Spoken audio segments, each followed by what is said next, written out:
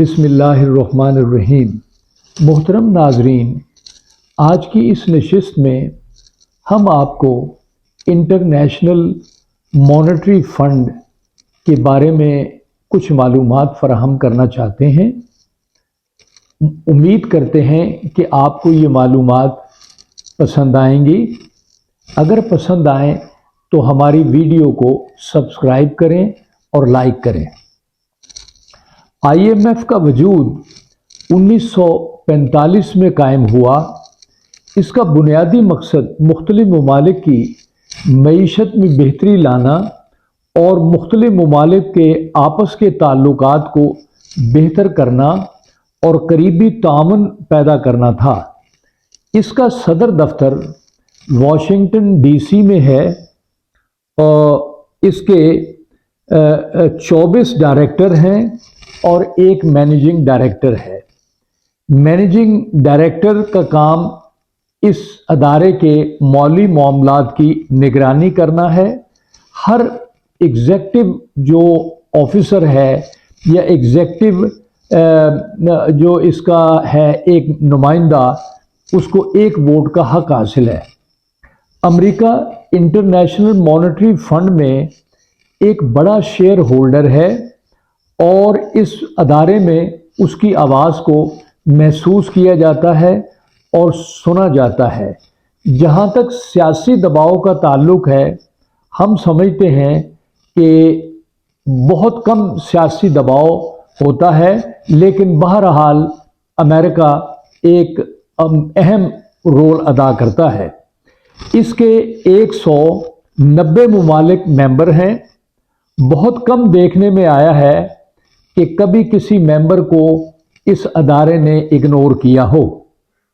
ناظرین، مختلف ممالک اپنی مالی ساکھ کے مطابق اس میں نمائندگی کا حق رکھتے ہیں۔ زیادہ طاقتور، زیادہ مضبوط آواز ان ممالک کی ہوتی ہے جو معاشی طور پر مضبوط ہیں اور سیاسی اثر و رسوخ رکھتے ہیں۔ کمزور ممالک کی آواز بھی کمزور ہوتی ہے، یہ ایک قدرتی امر ہے۔ IMF یا انٹرنیشنل مانیٹری فنڈ کا بنیادی مقصد دنیا میں معاشی استحکام پیدا کرنا، ممبر ممالک کی معیشت پر نظر رکھنا یعنی اکنامک سرویلنس، قومی اور بین الاقوامی سطح پر معیشت میں ترقی کے اہداف حاصل کرنا، آپس میں مشورے کرنا، غور و فکر میں سے معاملات کو دیکھنا اور معیشت کے بیٹھ جانے کے خطرات کو کم سے کم کرنا۔ انٹرنیشنل مانیٹری فنڈ کا ایک مقصد یہ بھی ہے کہ ممبر ممالک کو اس بات پر متفق کرنا کہ وہ بہتر پالیسیاں بنائیں اور اپنی اپنی معیشت میں استحکام پیدا کریں، رسک کو کم سے کم کریں اور بیلنس آف پیمنٹس کو بہتر کریں۔ اسی طرح IMF ضرورت کے وقت قرضے دیتا ہے تاکہ معیشت بہتر ہو اور قرضوں کی واپسی یقینی ہو۔ ناظرین، یہ بہت اہم بات ہے جو ہم آپ کے سامنے پیش کر رہے ہیں۔ ہم نے یہ دیکھا کہ IMF ایک ایسا ادارہ ہے جو دنیا کے مختلف ممالک کو خدمات پیش کرتا ہے اور ان کی معیشت میں بہتری لانے کے لیے کوشاں ہے۔ کچھ اقدامات ایسے ہیں جو یہ ادارہ کرتا ہے، ہم ان کا ذکر کرنا آپ کے سامنے مناسب خیال کریں گے۔ ادائیگیوں میں توازن کی مشکلات سے نجات حاصل کرنا، برآمدات پر نظر رکھنا تاکہ قرضوں کی ادائیگی ہو سکے، مختلف ممالک کی مالی مسائل پر توجہ دینا، مفید مشورے فراہم کرنا اور مختلف ممالک کو دیوالیہ ہونے سے بچانا۔ ایڈجسٹمنٹ پالیسیز پر بھی کام ہوتا ہے، پالیسی ایڈوائز دی جاتی ہے، بین الاقوامی غربت میں کمی کی جاتی ہے۔ ایسے حالات پیدا کیے جاتے ہیں کہ ممالک کی آپس میں تجارت میں اضافہ ہو۔ اگر مختلف ممالک میں معاشی استحکام ہوگا تو ملک ترقی کریں گے۔ قرضوں پر نظر رکھنا، ان کی واپسی کے انتظام کرنا یہ بھی IMF کا کام ہے۔ ترقی کے اہداف پر کچھ ممالک جو ہیں ان کی مدد کرنا، اسی طرح بیلنس آف پیمنٹس کو دیکھنا اور ممالک کی معیشت مضبوط کرنے کے لیے ان کو اسسٹنس پرووائڈ کرنا اور ٹریننگ پالیسی ایڈوائس دینا، یہ بھی IMF کا کام ہے۔ تجارت اور معاشی خوشحالی کے لیے خدمات پیش کرنا اور بین الاقوامی فائنینشیل سسٹم کو بہتر بنانے کے لیے مشورے دینا، روزگار کے مواقع فراہم کرنا، ممالک کے آپس کے تعلقات میں تعاون فراہم کرنا اور رابطے بڑھانا، یہ IMF کی جو بنیادی حکمت ہے اس کے مطابق یہ تمام کام سر انجام ہوتے ہیں۔ ناظرین، تمام ممبر ممالک میں یہ فنڈز فراہم کرنا، کوئی زیادہ اور کوئی کم، based on its size and position. امریکہ اور دیگر خوشحال ممالک زیادہ فنڈز دیتے ہیں، یہی وجہ ہے کہ ان کا زیادہ اثر و رسوخ ہوتا ہے۔ اس میں multi lateral and by lateral agreements ہوتے ہیں جس سے رقم فراہم ہوتی ہے۔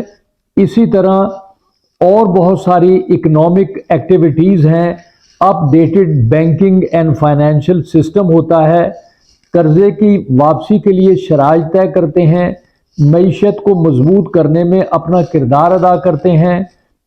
بہت سارے ممالک بین الاقوامی طور پر ان میں تعاون بڑھایا جاتا ہے۔ آپس میں تجارت اور تعاون بڑھانے سے تجارت کو فروغ ملتا ہے اور معاشی استحکام پیدا ہوتا ہے اور دوسرے شرح نمود میں اضافہ ہوتا ہے۔ ٹیکنیکل ٹریننگ فراہم کی جاتی ہے تاکہ پالیسیاں زیادہ سے زیادہ بہتر ہوں اور مالی طور پر جو ممالک کمزور ہیں ان کی نفی کرنا اور ان کو ڈسکریج کرنا اور بہتری کی پالیسی اور ترقی کی پالیسی پر عمل درآمد کے لیے ایڈوائز کرنا۔ ناظرین، یہ تمام باتیں جو ہم نے آپ کی خدمت میں پیش کی ہیں وہ اس کے فنکشن ہیں IMF کے۔ اب ہم نے یہ دیکھنا ہے کہ IMF یا انٹرنیشنل مانیٹری فنڈ کا پاکستان کی معیشت پر کیا اثر ہوا۔ پاکستان کی معیشت اور اس کی مالی پوزیشن بہت بہتر تھی، لیکن سیاسی عدم استحکام کی وجہ سے اس کی فائنینشیل پوزیشن بہت متاثر ہوئی۔ انٹرنیشنل مانیٹری فنڈ سے قرضوں کے حصول نے معیشت میں بظاہر جان ڈالی، لیکن مقصدیت کی کمزوری کی وجہ سے بہت زیادہ نقصان ہوا۔ پیداواری صلاحیتیں متاثر ہوئیں، ادائیگی کی مد میں کافی مشکلات اور پریشانیاں ہوئیں۔ اب صورتحال بہتر ہونے کی توقع ہے۔ اگر قرضے کا حصول بر وقت ہوا اور معاشی پالیسیوں پر عمل درآمد ہوا تو حوصلہ افزا نتائج سامنے آئیں گے۔ ناظرین، ہندوستان ایک بہت مضبوط ملک ہے۔ بنگلہ دیش کی معیشت بھی مضبوطی کی طرف گامزن ہے۔ بر صغیر کے تمام ممالک ترقی کر رہے ہیں۔ ہمارا ملک پاکستان بھی ترقی کے راستے پر گامزن ہونے کے لیے کوشاں ہے۔ اکثر اہداف پر بر وقت حاصل کرنے کی کوشش کی جا رہی ہے۔ ملک کی شرح نمود میں اضافہ ہونے کی توقع ہے۔ عدم توازن بھی امید ہے جلد ختم ہو جائے گا۔ ہماری دعا ہے کہ ہمارے ملک سے غربت کا خاتمہ ہو اور صاحب اقتدار لوگ اپنی کوششوں سے اور اپنی کاوشوں سے ہمارے ملک کو ترقی کے راستے پر گامزن کر سکیں، ہم خوشحال ہو سکیں۔ ناظرین، قرضے حاصل کرنا بہت اچھی بات ہے، لیکن قرضوں کا استعمال ہونا اور ان سے ملک کی معیشت میں ترقی لانا یہ بات بہت ضروری ہے۔ لہٰذا ہم سب کا فرض یہ ہے کہ ہم اپنے ملک کو بہتر سے بہتر بنائیں اور اس کو ترقی کے راستے پر گامزن کریں۔ بہت شکریہ۔